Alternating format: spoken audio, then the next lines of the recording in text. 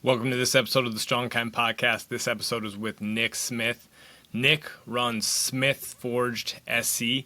He is a doctor of physical therapy and a BJJ rehab practitioner. He is a really interesting guy. We had a great conversation. I've known Nick for a while now, but I didn't know his background and his history, and he has had an awesome ride to getting to where he is today. He's done all sorts of sports. He's helped all sorts of professionals in a variety of athletic pursuits, and now he's focused on keeping mixed martial artists and BJJ athletes on the mats for life. Again, love this episode. Had a great talk with Nick. I think you will enjoy it if you're into BJJ, if you're into rehab and athletic pursuits. We also talked a lot about mindset and doing hard things. So, great episode. Check out Nick at Smith Forged SC on Instagram. That's the easiest place to find him. Thanks so much for being here. Peace. All right, Nick Smith. I've known Nick for, Nick, is it like 4 years? I think it's been, it's going to be coming up on our fifth pretty soon. Yeah. So yeah, I think 4 years. It's pretty wild. So Nick and me are in the Honey Badger Project together. Go check out the Honey Badger Project. Check out Frank Benedetto. We're both physical therapists, and we've both built our own businesses in different ways than the traditional system. So that's really dope. But I always enjoy talking to Nick, and Nick has had a really cool journey in life in general. Maybe it always doesn't seem like that for Nick, but I think that's the thing about journeys is like he can look out and like, okay, cool. But Nick, just tell people who you are. Give us like a little bit of a background, and then I'm going to ask you kind of a deeper question here. Lovely. I'm really excited for your existential questions you're going to ask me. So I'm Dr. Nick Smith. I'm a licensed physical therapist and strength coach, and my mission is to equip grapplers with the armor to be able to train Jiu-Jitsu for the rest of their lives. When I first started out, I knew I wanted to be a PT back in high school because I was a super mid athlete and knew that there was no chance under God's green earth that I was going to be playing pro in anything, which actually wasn't entirely true. But I saw it as an opportunity for me to be able to stay connected to athletics to some degree. And my injuries kind of drove me to be passionate about, helping others, and thought it was a cool way to give back. Eventually led me to PT school. Had been coaching, BMX athletes at the time, coaching basketball. So have been around coaching and helping people during that time. And then, kind of worked my way through school, lots of school, undergrad, DPT, ended up going through residency, ended up going through fellowship. And, during this entire time, I've been a huge fan of MMA, but never had the time to actually start, And I played just about every sport under the sun: basketball, football, volleyball, baseball, soccer, powerlifting, bowling, but Bowling, I didn't know that. That's dope. Yes, yeah. Competed at bowling. When I was racing BMX as a kid, we had a bowling night, and I've actually competed a little bit, and then bowled a ton in undergrad.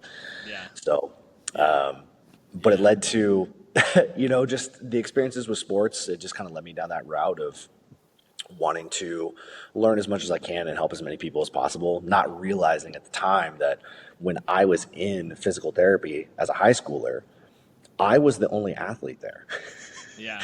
And I had this warped view of I'm going to work with athletes. This is going to be awesome. Not realizing that I'm literally the only athlete there, and everybody around me is the age of 80 or above.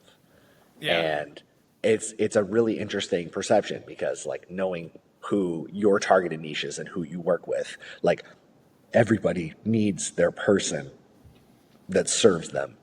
Yeah. But I had this warped view of what physical therapy was. Yeah. Well, even I think the thing I think about all the time is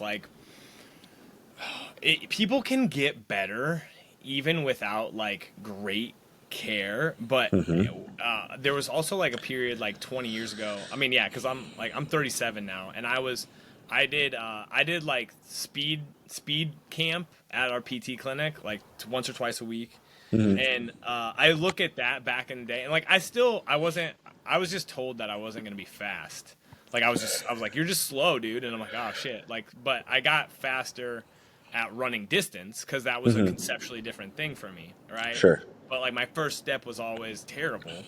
Um, but like what I was doing for speed work, like dude, I should have just been sprinting. Like, just Hmm. like, hey, this kid needs to work on, like, again, yes, doing some stuff, but a lot of it was like, kind of like ladders, that type of stuff. But it was still like helping me build confidence, right? And Hmm. then what I saw too was like, it was the same thing. It's like these 70-year-old people are like, they're just doing something and there's a positive environment around Hmm. them. And like, are they getting as good as they could be? No, probably not. But like, they were still trusting this process. And then in the past, 20 years, the state of like people get way less time, right? They don't get to come for 6 months. Hmm. They still get the same kind of bullshit modalities, and like so I don't think people are like literally getting just the time and the attention that I think are advantageous.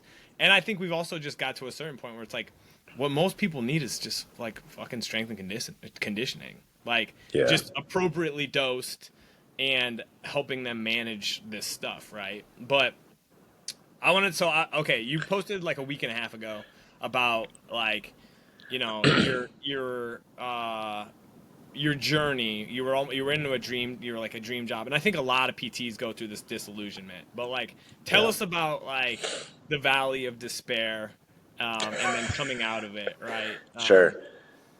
So, like I kind of touched on before, did a pretty significant amount of, academia.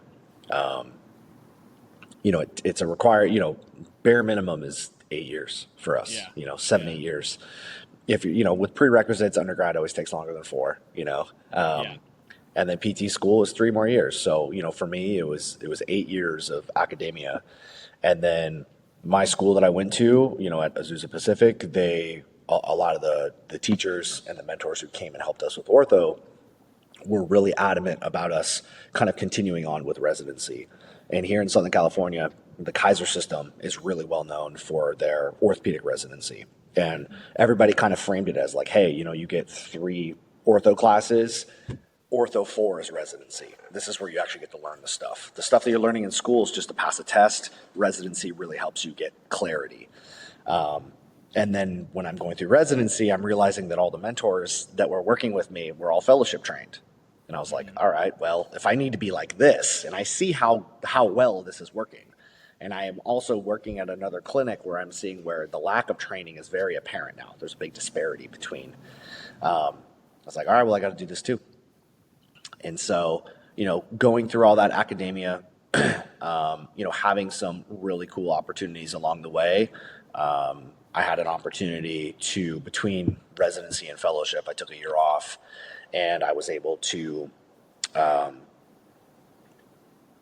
time worked out where a colleague of mine was switching jobs from working with this professional motocross racer to becoming the D League Oklahoma City Thunder PT and strength and conditioning coach.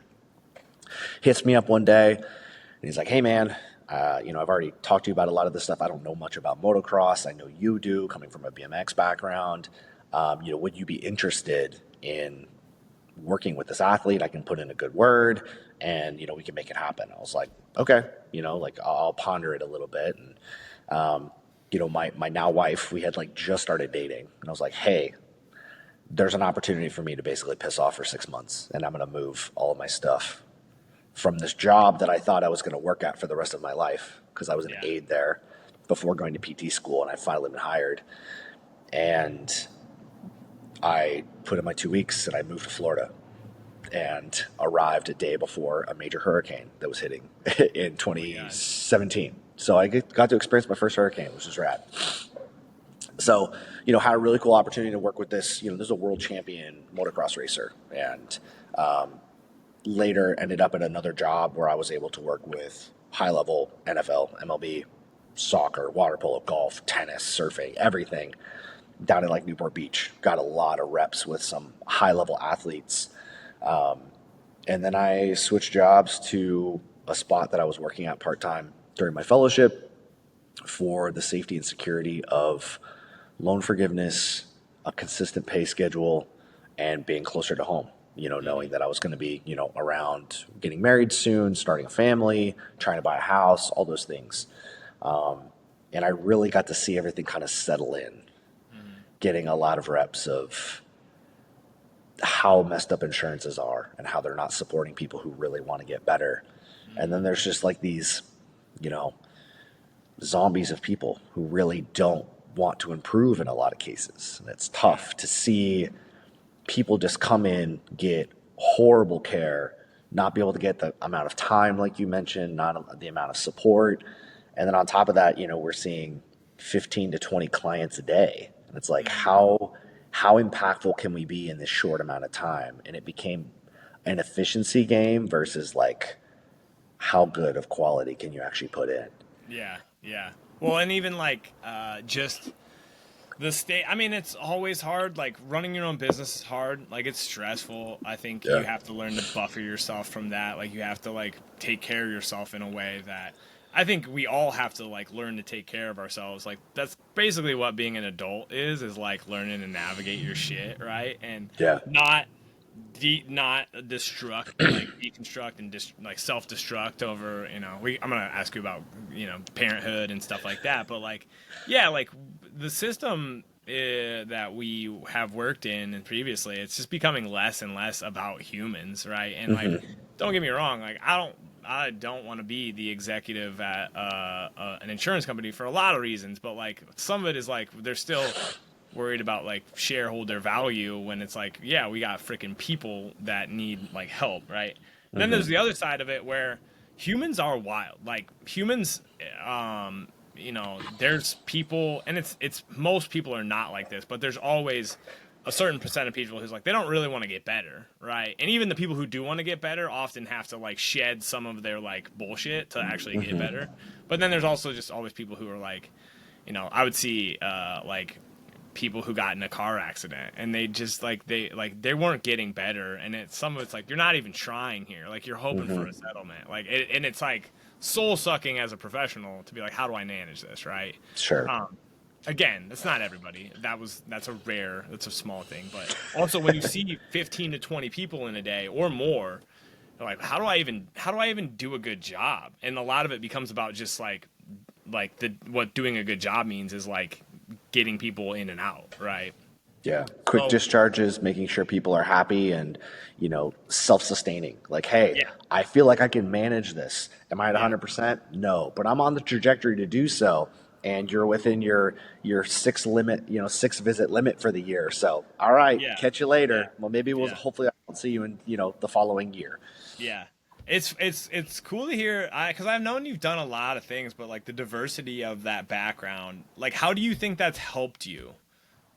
Yeah, I think that's what kind of makes the situation of working with grapplers and combat athletes pretty unique is that, I've been so fortunate.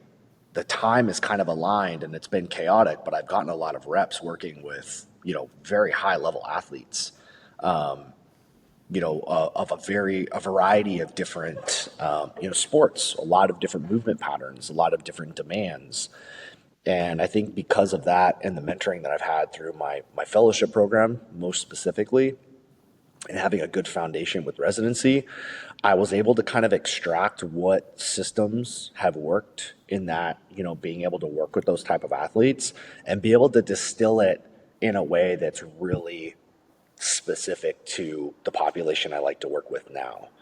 So knowing that, hey, I can work with a world champion or an NFL MVP or a World Series ring holder, like thinking back on it, I think I dumbed it down a little bit. Like, oh, that's whatever, that's normal. It's like, no, not really. Like, I don't know too many PTs that have had those opportunities, but subconsciously, I think I've been able to take those experiences and extract what was useful and be able to create something that's really helpful for the community that I really truly love to work with now.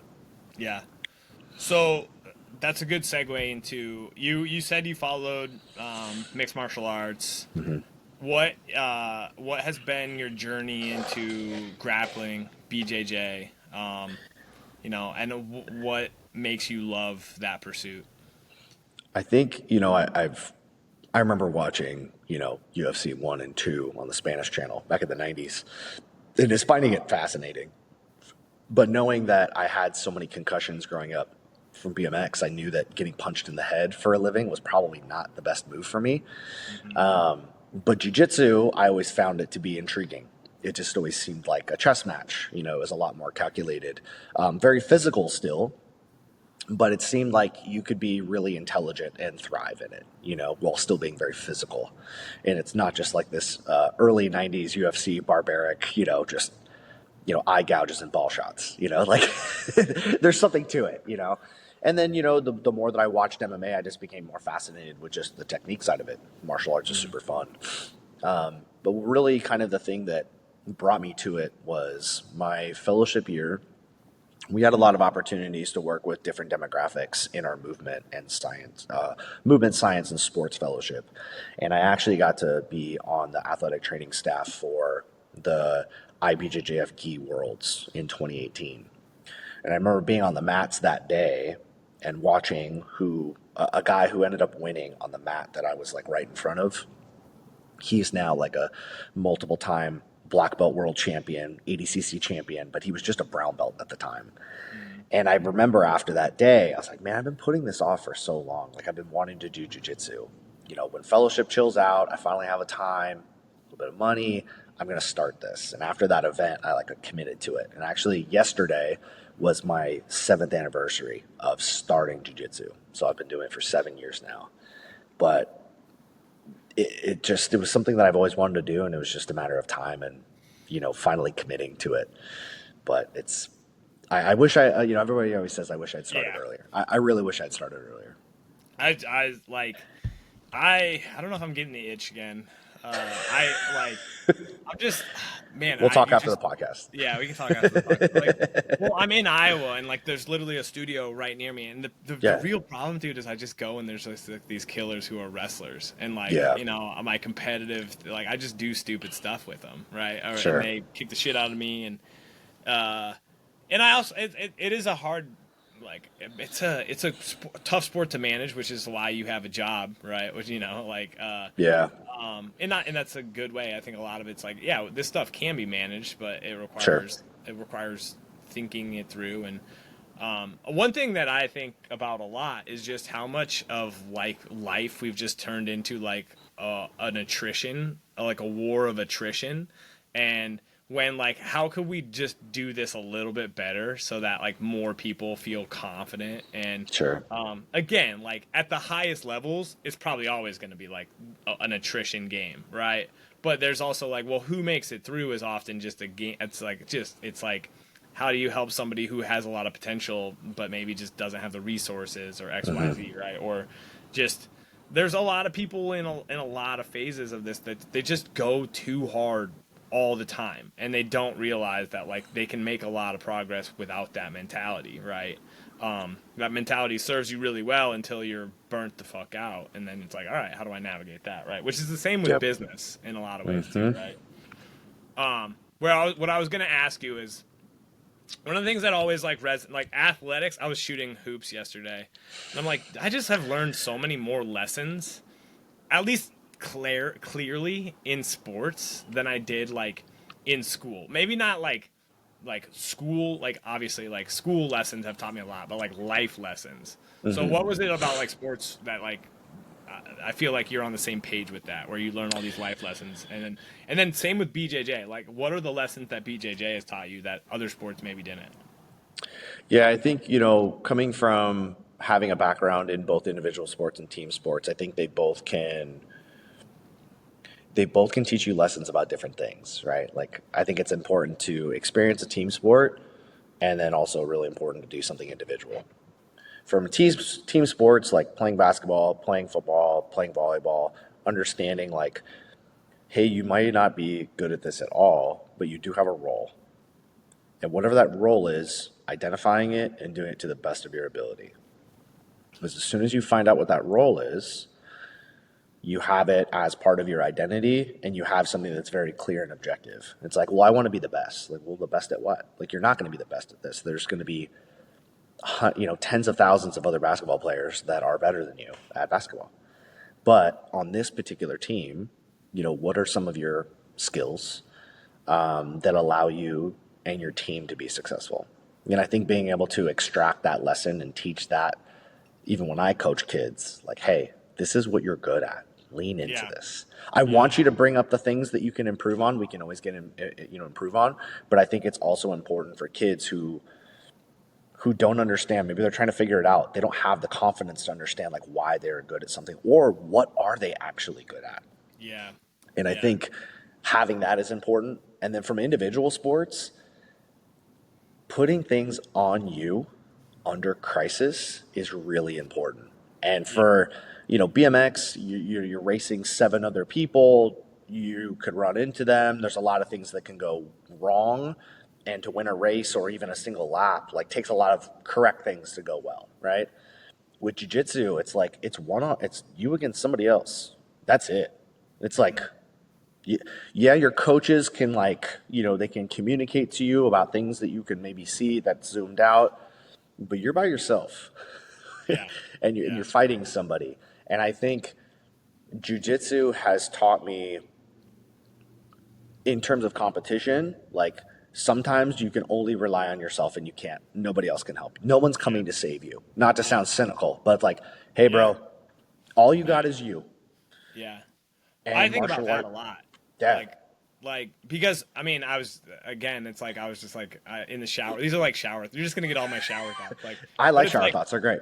Yeah, no, it's like, it's the nobody's coming to save you is like bullshit, but like nobody can exercise for you. Like, No. Nobody can work on your mental health for you. Like, individual sports in a lot of ways taught me how poorly I was handling like anxiety as a kid. Like, I didn't well, first and foremost, it's always like it's almost like good to not know that I was like a really anxious kid because I just like went through it, right? But like looking back, it's like, dude, what you became is like a people pleaser, but you also kind of shut down like when criticism, and I still am navigating that. Like I still don't always take criticism well. I've gotten a lot better at it, but like when I was in football, if I got criticized, it was like I shut down and like it just made the rest of the practice worse or XYZ. Same with like soccer, and I loved playing sports, but it's like, I didn't know how to. My buddies often had these like short-term memories where they could get yelled at and come back from.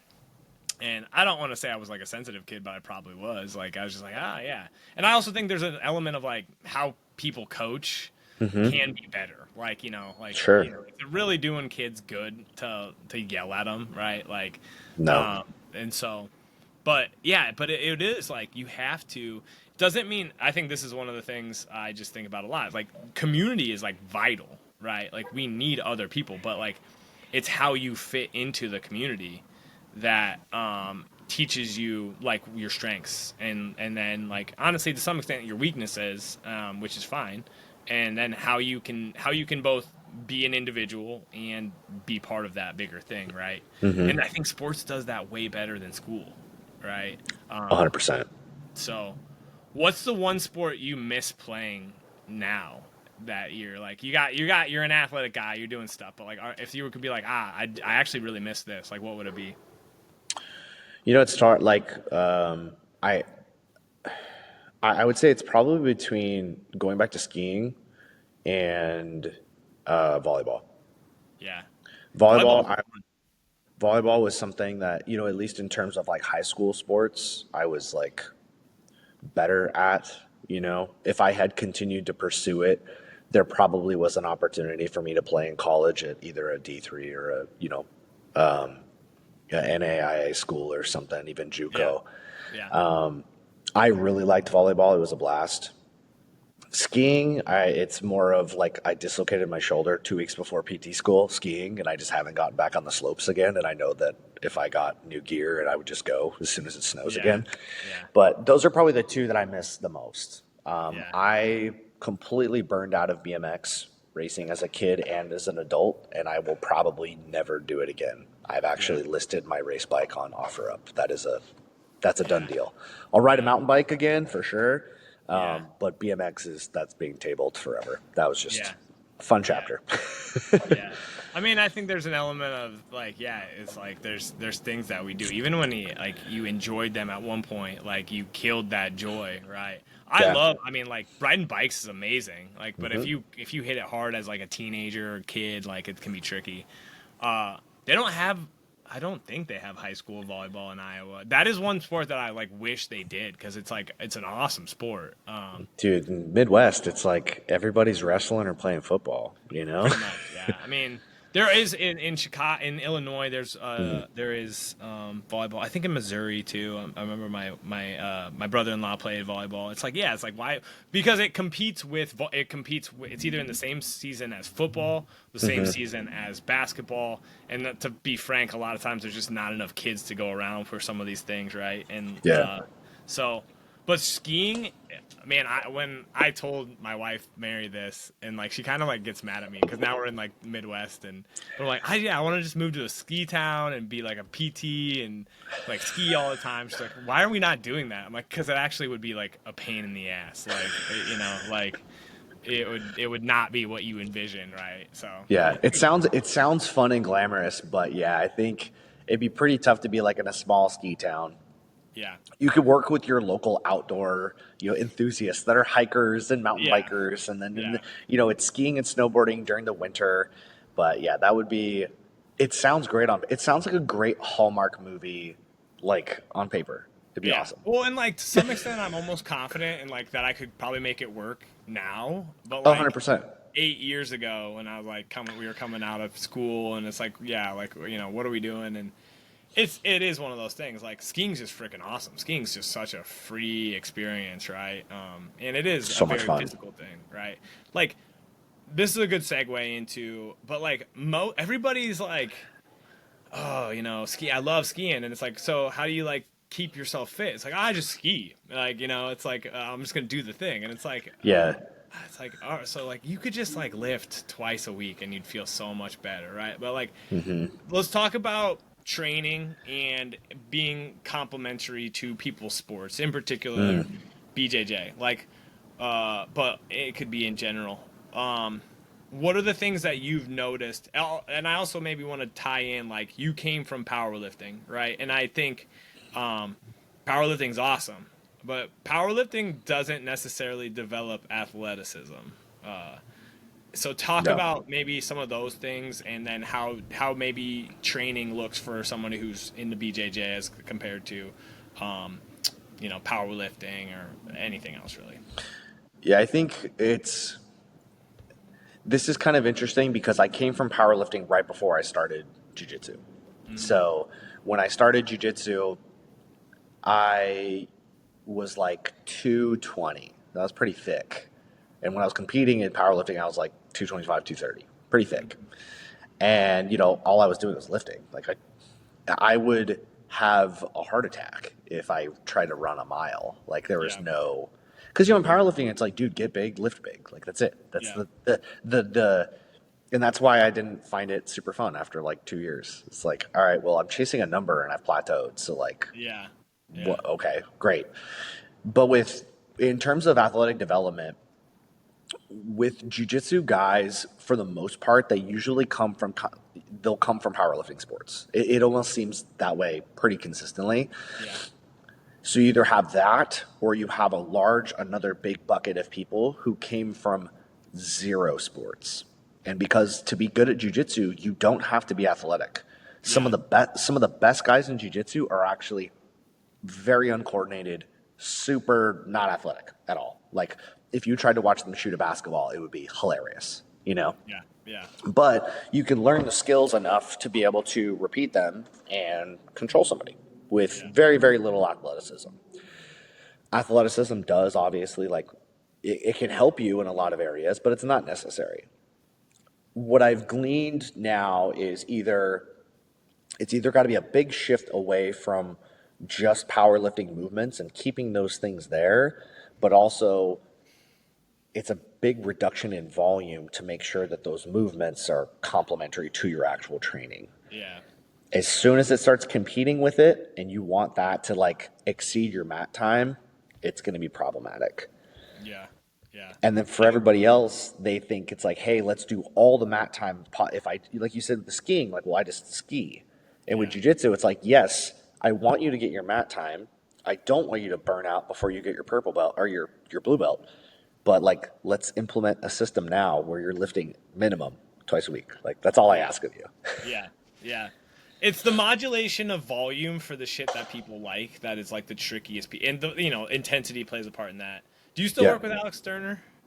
Yeah, I do. Yeah, like so me and him, he came on like a couple months ago, and his big point, and he's like the struggle like that high level people do, or people who are really into jujitsu, is they just want to roll all the time, and they want to, and it's the same with like even like powerlifters. Like I have some high level powerlifters now on my roster, and it's like the whole year cannot be hitting really hard shit per se, right? Like Yeah. it needs to be variations of what you're doing. We need to modulate the intensity.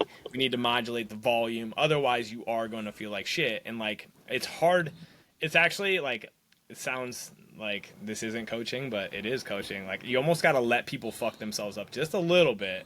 So that you can pull them back in and be like, all right, so this is why what we just did there like isn't a good idea, because people don't learn by you telling them, they learn by experiencing it and understanding like, oh, I get it now, right? I get how I feel, like hopefully, and that still takes probably a few reps, right?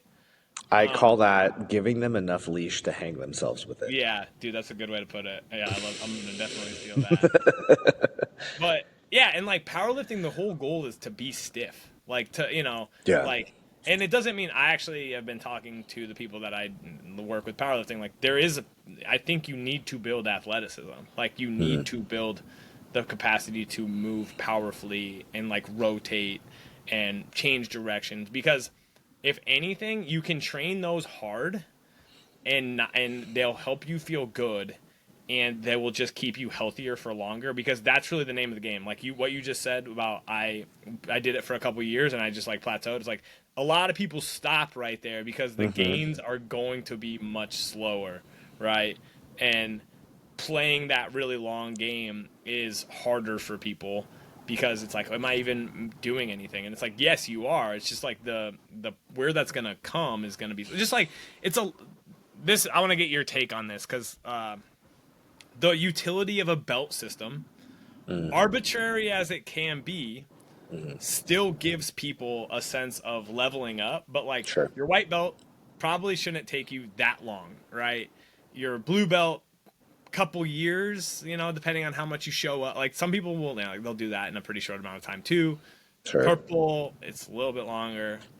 Brown, again, it is kind of these quantums of proficiency that I do think people kind of understand. Like, oh yeah, Yeah. I shouldn't have a fucking black belt in the next 4 years per se.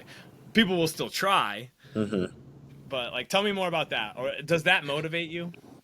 I think it did in the beginning, and I see for the psychological aspect of it, it's necessary.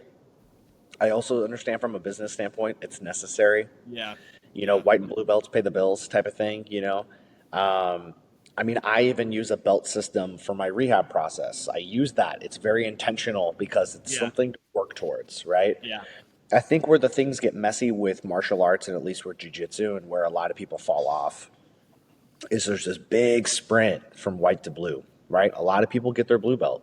If you show up 2 to 3 times a week for a couple of years, you do some competitions, you do well, you exhibit some knowledge of all the different positions, you're going to get your blue belt in a couple of years. yeah, It's almost assured. But usually they hit that point and then something happens. They plateau. They realize there's a subculture in the gym where once you get your blue belt, training wheels are off, bro. Like, yeah, we were being kind to you before because you're a white belt and we can't do all the things we would normally do.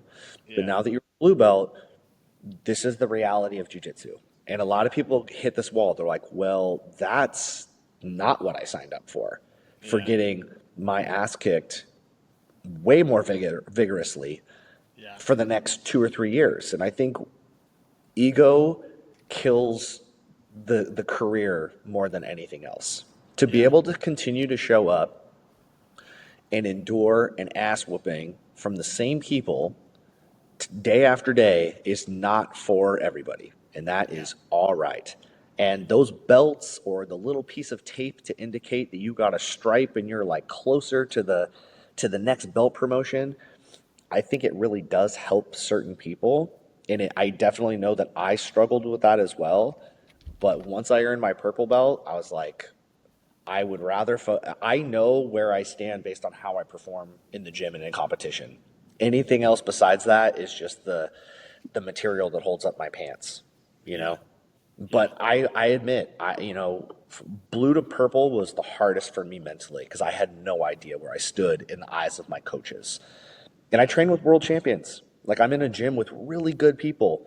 So it's really hard to tell, like, am I doing good at this stuff? Yeah. Like, Yeah. I'm getting my ass kicked the same way that I was on day one as I am now. It's just there's maybe a few more people that I could, that are white belts that I can beat up now. It's I've actually continued I've played my guitar for like 45 days straight, and Oh, nice.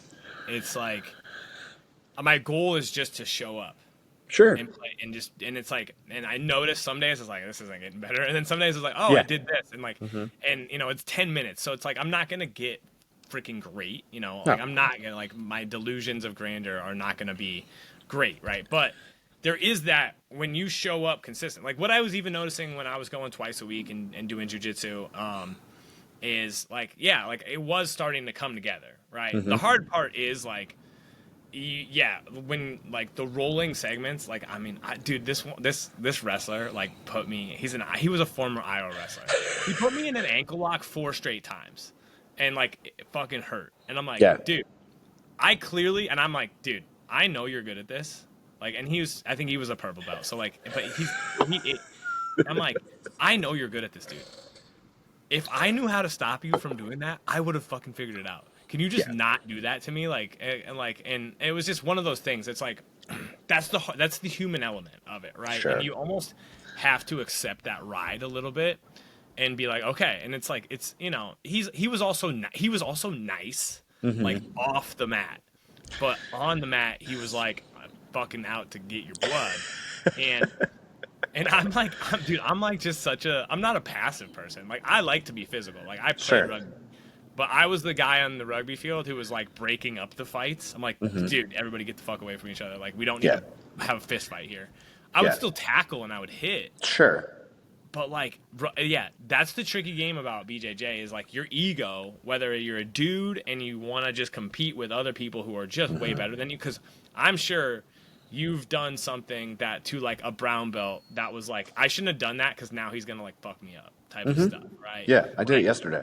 yeah, like, and it's like, but you got to learn to play that game and Yeah. show up again, and it really is a matter of, again, like we talked about, it's about attrition and living. Like, a lot of things in life are just live to the next day, like Yeah. just get to the next day, right?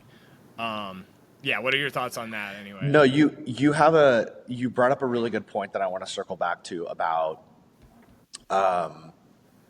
you were talking about the footlock situation, right? Ankle lock 4 times in a row, right? Yeah. And this kind of comes down to where it circles back to our coaching, right? Yes. So there's a lot of like unspoken nuance to jiu-jitsu and how you interact with not only your training partners but people who are of lower belt than you, right? So like a perfect scenario for that is like, let's say you and I are rolling. I'm a big ankle lock guy myself, and I get you in the same position, and I've already hit it twice. Yeah. Third time, there's a catch and release, and I tell you what to do. Yeah. Yeah. It's like, hey, bud, I've got you in this 3 times, but I know, hey, you're a white belt. You're not supposed to know this right now. Yeah. Yeah. Or I just ask, like, what's your go-to escape Yeah. for your ankle lock, right? But Yeah. it's interesting because there are buckets of people who, like you said, it's an ego thing. They're like at all costs, and that might be Iowa wrestler mentality. He's built different. He's built different Yeah. than I am. Yeah. But if I'm working with somebody who is maybe I could do this to them at will, I'm going to walk them through it as a learning opportunity in the moment. If I Yeah. see, like, hey, you're struggling with this, I'm not going Yeah. to keep breaking your ankle off. I might get you in the same position, but I'm going to show you, hey, this is what I would do. Try this escape. Okay. Yeah. So the next time it happens, if somebody puts you in the position, you can work out of it. But Yeah.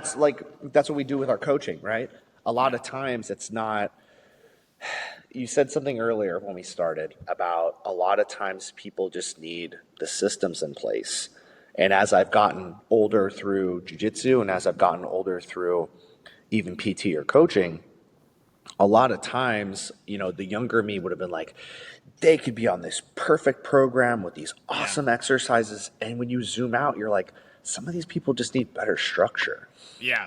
They don't Oh yeah. need this big, sexy, elaborate thing. They just need a foundation and a system that is communicated for them to be able to follow and adjust to and be able to communicate with us so they can make it happen. And where Yes. that's lost, like we talked about, 15, 20 people in a day, we don't have the time to be able to discuss the nuance of, hey, if you did this every hour when you're at work and talk to me about how things feel, this is how this is going to work. It's not going to be a one Yeah. exercise puzzle piece that solves all of your problems. Yeah. So The repetition factor, and like, I mean, there's just so much, again, the dude was still nice to me. I don't want to piss off anybody. sure, I'm no, around, I'm around them all too many. Like they're around no, me all the they're time. studs. They're Yeah, studs. Their I mean, it's lore awesome, goes and all the way to me. it's really cool. It was actually like really cool to, like, one of them is like, dude, you're really strong, but you fucking suck at that. He just said that, like, you're strong, and I'm like, oh, thanks, dude. Like, but and yeah, like it's the ego piece that we come back to is this huge, because like what, even like how I had a powerlifting meet like 3 weeks away, and I went to Nogi just gets really sweaty, and Yeah. I was going with a dude who was way better than me, and like I Mm-hmm. was kind of, it was fun, it was fun up until the moment that like I feel my knee pop, and I'm like, fuck, I just did something pretty bad, and I like and I like I'm like 95% sure I tore my meniscus. Like my knee was swollen, and like Mm-hmm. I'm pretty sure I like strained my MCL, tore my meniscus type of situation. Mm-hmm. Um, and I got it to the point where I could compete in that powerlifting meet, and it was just like, you just got to start to think about like where you want to go with this stuff, right? And I think that's the struggle in our day and age, is there's so many options. Mm-hmm. Hopefully, like, people need physical pursuits, right? We need to level up in certain ways. I really believe that, right? And some people, they're gonna be okay with just going to the gym, right?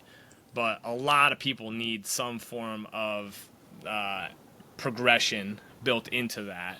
Mm-hmm. And going back to just the belt system, and even just like competing in jiu-jitsu, like, it gives you a sense of accomplishment that, again, also like a sense of anxiety. Like, I'm Mm-hmm. sure, dude, your nerves, like, before Oh, some stuff are like, holy, it's like you don't that's what I always liked when I do what I do, like when I compete or I do something. I was like, oh, like, these are your nerves, like, this is, mm-hmm. and then the managing those and then coming off of it is really powerful. But like, what's it been like to compete? How old are you now?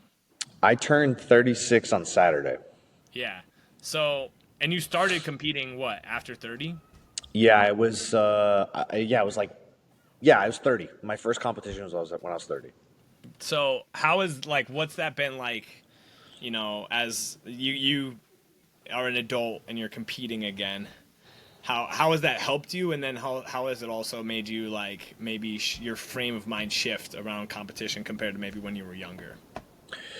I think the hardest part was I was treating competition as if I was younger, where it's like, Yeah. this is all I have, like this means everything, and you know, working through, especially earlier on, like, am I gonna, dishonor my family? Am I gonna dishonor my Yeah. team, my coaches? No, those are like real things I dealt with. Yeah. And just being like, like, all of my teammates and coaches have invested so much time and effort into me, and if I don't perform well, I train with world champions. Like, if I don't win, I'm a loser and I don't belong here, that whole thing. Hmm. And so, you know, for competition, I had to reframe it from an aspect of do your best, but this is simply just putting what you've learned into a very stressful situation to see what you can do under Yeah. duress. Yeah. Outcomes or whatever, if you were working on a specific thing or trying to hit a certain position during this competition, that's all that matters. If you got a medal, sick. Yeah. Did you do something hard? Did you do something that was scary? Did you do something that forced you to push yourself harder than you needed to do? Those life lessons that we talk about that we can't get from school, that we can only get from sports, nothing really replicates that. Yeah. And now being a dad, I want my daughter to see me stressed. I Yeah. want her to see me challenging myself. Not that I think that she needs to compete in anything, but I want her to understand that like intentionally putting yourself in hard situations is good for you. Comfort, not to be corny, but like, comfort is a disease. Like Oh I yeah. know we always look for homeostasis, and I think there's a time to find peace, Yeah. but also systematically putting yourselves in hard situations so that you can overcome them, whether it's just showing up to jiu-jitsu practice and getting your ass kicked by an Iowa wrestler Yeah. because you know Yeah. that it was good for you, or if it's taking that scary leap with business because you know that's going to be the best thing for your family 5 years from now. Competition is just something where I've reframed it as a test and something that pushes me to do something scary that I need to Yeah. do. Yeah. I mean, you know what, like, I think a lot of it too is just you're so right in the fact that like yeah, like I think I got very fortunate in that my personality and my identity at least became optimistic despite, like you mentioned it earlier, like you being like mid at a lot of sports. Like dude, if you were pretty good at BMX, like that, you're not mid, like, but you had to find your niche a little bit, right? And like Sure. um team sports also teaches that, like, because I realized in football, like, again, I was the backup quarterback, I was the JV quarterback, like, but I also I always tell this story, and it's like I don't have like these delusions of that like anything great, but like I was really good at, I could catch everything, like I had really good hands, I was just not very fast. I played goalie too as a kid, so like Nice. I was good at, like, I could catch stuff, but I was just not very fast. But I competed with a guy who was my buddy who was like 6'6", and I was like 5'10", like in like 160 pounds, and he was like 6'6", 240 type of thing. And I actually like started my first game of our varsity season at like basically like slot receiver, tight end type of thing. And I was going down the middle of the field, and a ball like right here, and I just drop it. And like I had caught that thing all summer long, Sure. all that practice long, and like it shook me, right? But like what I learned over time is like, dude, like it's shit, like that was not that you weren't capable, it was that you just didn't rise to the challenge, like, Yeah. and that's life, right? And this is gonna segue into like parenthood here, but like yeah, you're gonna fail, like you're Sure. gonna fail over and over again, right? Like, and what's crazy is like watching my little boy, it's like he's failing constantly, he just has no self-consciousness to judge himself about it, right? And sure, the game gets harder, right? But I also think our level of self-consciousness increases the, oh shit, like I'm fucking up here. Whereas like that's the utility of a lot of these physical practices is like, everybody, so many people think it's like it's my programming, like my programming's not good, and it's like, all right, and the programming's failing. It's like it may be true, but if you go to the bar and you're not intentional or you're afraid, you're not going to perform very well, right? Or like, and same thing with like, when you're doing jujitsu, there has to be some level of like flow that you just relax into. Like it's a challenge that's appropriate. Like me versus black belt all the time is not a good challenge. Me versus white belts who are better than me, good challenge. Blue belts who are like better than me, right? That's the game, right? So talk a little bit about that, and then wrap up with like how stuff has helped you be a better parent. Business has helped you be a better parent. MMA has helped you be a better parent. All that type of stuff. Again, me and Nick are not perfect parents. No. No. If anything, I'm a freaking shitty parent, but I'm working on it. I'm Right? a white belt. I'm a white belt Yeah. at parenting thing. It's just like, parenting is kind of like anything else we've done, right? It's like we have no reps. Yeah. You can get all this advice from your parents. You can get, unsolicited advice from friends about, what's the right way to parent. And ultimately, your child is going to be different than somebody else's. And the way that you were parented is going to have some kind of say into maybe how you parent your kids or maybe how you don't want to parent your kids because of the Yeah. way that you were parented as a kid. And so, with the constant level of failure, I think, whether it's coming to business, whether it's coming to jiu-jitsu, which I think is why I like it so much, is there's so many opportunities to fail that it just becomes normal. Mm-hmm. And if we don't chase trying, we're not going to have opportunities to fail. So those failures might feel like they're bigger on the grand scheme of things. But if you're constantly failing or maybe coming up short, maybe you didn't rise to the occasion in that moment, you have an opportunity to learn from it. Yeah. So jiu-jitsu, you can fail dozens of times in a day. Yeah.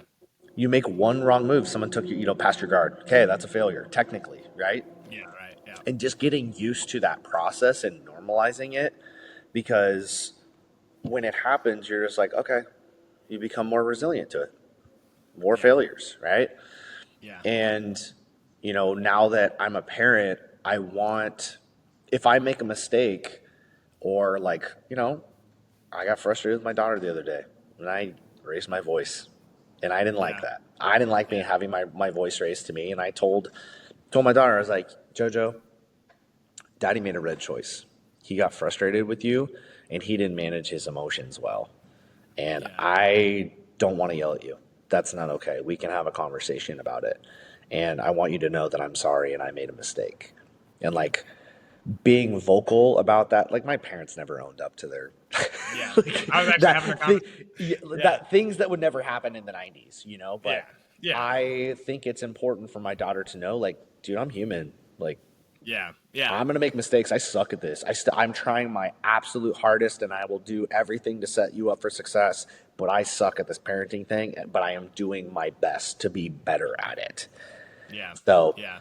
I think if we were to zoom out and think about whether it's jujitsu as a metaphor for life, business for a metaphor for life, or for parenting, I think just the more opportunities that we get to fail and be okay with it and just respond, fall forward, whatever phrase and Instagram slogan you want to call it, I think Yeah. is sets us up for success in a lot of different ways.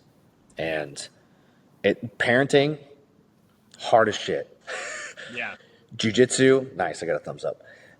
Yeah. Parenting, hard as shit. Yeah. Jiu-jitsu, hard as shit. Like all these things, like, and I'm glad that I'm doing them because when hard things happen or, I've reached adversity, I'm like, I've already dealt with this. It's fine. Yeah. Yeah. I mean, so much of the game is like trusting that you're gonna figure it out, right? And that only comes when you've built that I've figured some Reps, stuff out, right? reps. Yeah. Like, and that's okay. I think like it's so funny you brought up the conversation. Like me and another client, a client I was talking to this morning, like just a coaching call, check in, and she's like, because we got my Finn, my son is a year. It's like holy shit, where did that year go? Yeah. Um, but she's like, yeah, like and we got to the subject. She's like, my parents never like apologized, and it's like it's not that my parents were like, I love my parents, but Sure. like they didn't communicate in a way that like is now we are seeing like you don't have to be perfect, but communicating to your kid like helps them manage their emotions and it helps you learn from the experience so that you don't repeat it because like that's what so much of this is about is just like just don't repeat the shitty stuff like if you just get better at not repeating the shitty stuff it's gonna get better even like with our like my mental health type of stuff and I even like I'm starting to move away from even the mental health because it's not that it's mental health. It's like just my health. It's like these patterns. And it's like, dude, you're going down that pattern. And like the faster I can course correct, the better off I am, which is like so much of life. It's like reps and decision making. And like, dude, that's kind of like what jujitsu is. That's kind of what like business is. It's kind of what training is. It's like, okay. And recognizing that you're at different levels too, right? Like, and I think that's super powerful. So, dude, this has been good. I appreciate your time a ton. Where can people find you? Easy to find me, Smith Forged. SM, my last name, Smith, Forged, SC. Easiest place to find me is on Instagram, but I'm on YouTube. I have a podcast myself that I sometimes post on, but Instagram is where you can find most of my stuff. Very good. Get that podcast going consistently here, bro. I know now. Well, you got me sparked now. Now I'm gonna start having guests. I've been doing solo episodes. It's time for me to start having some people on. So I'll have you on mine. We'll talk I life. love that. Hell yeah, dude. I have not done the solo thing yet. I'm kind of debating it. But the guests, I just like having these conversations with people. Yeah. It's just fun. It gives me, it's a little bit of socialization, but it's B, it's just like these conversations always turn into like how training, how like life, and how this stuff is. It's so intertwined, which I always appreciate. So, man, thanks so much. Have a good day. Thank you for having me, man. Catch you on the flip side. Peace. See you.